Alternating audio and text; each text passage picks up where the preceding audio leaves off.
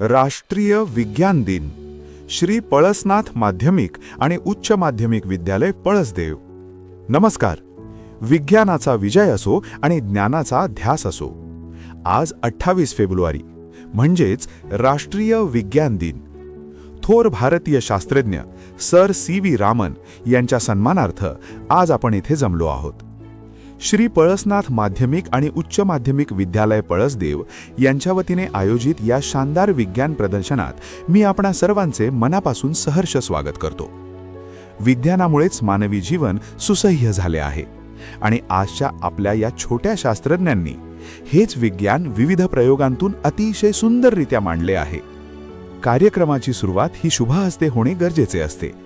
संस्थेच्या सन्माननीय अध्यक्षांना फीत कापून या विज्ञान प्रदर्शनाचे विधिवत उद्घाटन केले. सोबतच विद्यालयाचे सर्व संचालक मंडळ, आदरणीय मुख्याध्यापक आणि सर्व शिक्षक वृंदांना हे देखील या सोहळ्याचे साक्षीदार झाले. प्रदर्शनाचे उद्घाटन झाले आहे. आता ह्या ज्ञानाचे दालन सर्वांसाठी खुले झाले आहे. सन्माननीय अध्यक्ष आणि सर्व मान्यवरांना त्यांनी प्रदर्शनातील प्रत्येक स्टॉलला भेट दिली आणि विद्यार्थ्यांच्या कल्पकतेची पाहणी केली. बघा, इयत्ता 5वी पासून ते 10वी पर्यंतच्या विद्यार्थ्यांनी किती जिद्दीने हे प्रयोग साकारले आहेत. कुणी जलसंधारणाचे मॉडेल बनवले आहे, तर कुणी सौर ऊर्जेचा वापर कसा करावा हे प्रत्यक्ष करून दाखविले आहे. या प्रयोगांमधून मुलांची विज्ञानाप्रती असलेली ओढ स्पष्टपणे दिसून येत आहे. अध्यक्ष महोदय आणि मान्यवरांकडून प्रत्येक विद्यार्थ्याचे होणारे हे कौतुक मुलांसाठी खूप मोठी प्रेरणा आहे. आपल्या पळसदेवसारख्या ग्रामीण भागातून उद्याचे महान शास्त्रज्ञ घडावेत, हाच या उपक्रमाचा मुख्य उद्देश आहे. मान्यवरांनी सर्व प्रयोगांचे मनापासून कौतुक करून विद्यार्थ्यांचा उत्साह द्विगुणित केला आहे. त्याबद्दल मी सर्वांचे आभार मानतो. सहभागी सर्व विद्यार्थ्यांचे आणि त्यांना मार्गदर्शन करणाऱ्या शिक्षकांचे खूप खूप अभिनंदन. विज्ञानाचा हा जागर असाच सुरू राहो. रमन इफेक्ट. मित्रांनो, तुम्ही कधी विचार केलाय का की समुद्राचं पाणी निळं का दिसतं? 1921 मध्ये सर सी.व्ही. रमन यांच्या मनातही हाच प्रश्न आला आणि ह्याच जिज्ञासेतून जन्म झाला एका महान जागतिक शोधाचा, रमन इफेक्टचा. आता समजून घेऊया हा शोध नक्की आहे तरी काय. जेव्हा प्रकाशाचा किरण एखाद्या पारदर्शक पदार्थातून जातो तेव्हा त्या प्रकाशाचा काही भाग विखुरला जातो.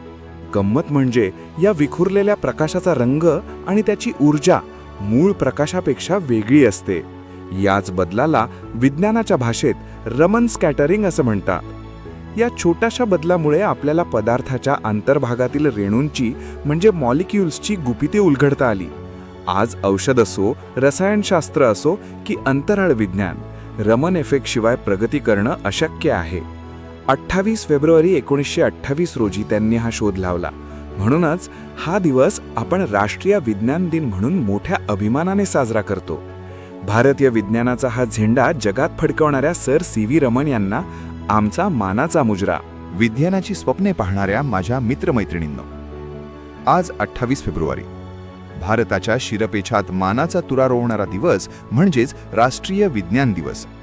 मित्रांनो, आज आपण एका अशा महान व्यक्तीचं स्मरण करत आहोत ज्यांनी जगाला दाखवून दिले की शोध घेण्यासाठी फक्त महागड्या उपकरणांची गरज नसते, तर गरज असते ती जिद्दीची आणि कुतूहलाची.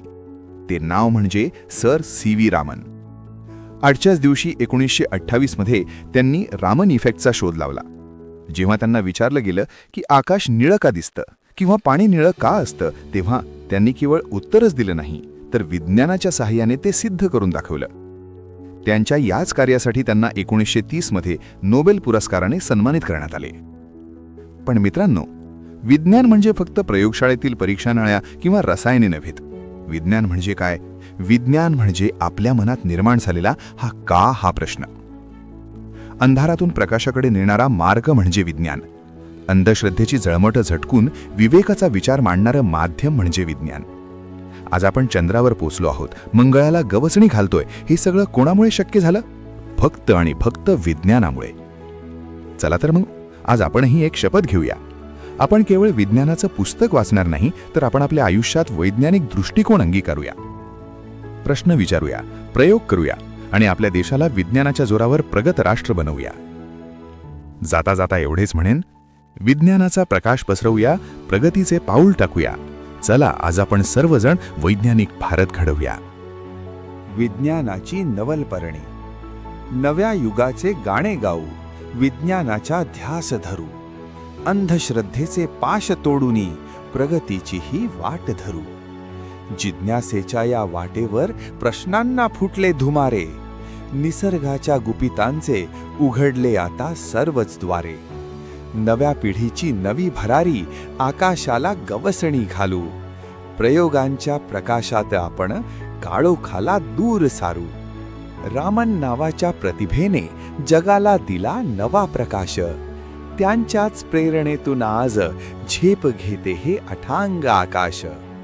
साधने अन संशोधनाने जीवनास लाभली नवी दिशा. विज्ञान देऊनी साथ आपुली संपविल साऱ्या मानवी विषा.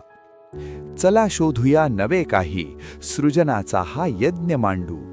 अज्ञानाच्या भिंती पाडून विज्ञानाचे मंदिर बांधू. विज्ञानाची धरुकास करूया राष्ट्राचा विकास. साक्षरता आणि विज्ञानाची सांगड प्रगतीची उघडेल नवी कबाड. चला विज्ञानाचा करूया जागर, अंधश्रद्धेला दाखवू बाहेरचा रस्ता सत्वर. मनात विज्ञानाची ज्योत पेटवा, देशाला प्रगतीच्या शिखरावर पोहोचवा. शोध विज्ञानाचा, ध्यास प्रगतीचा.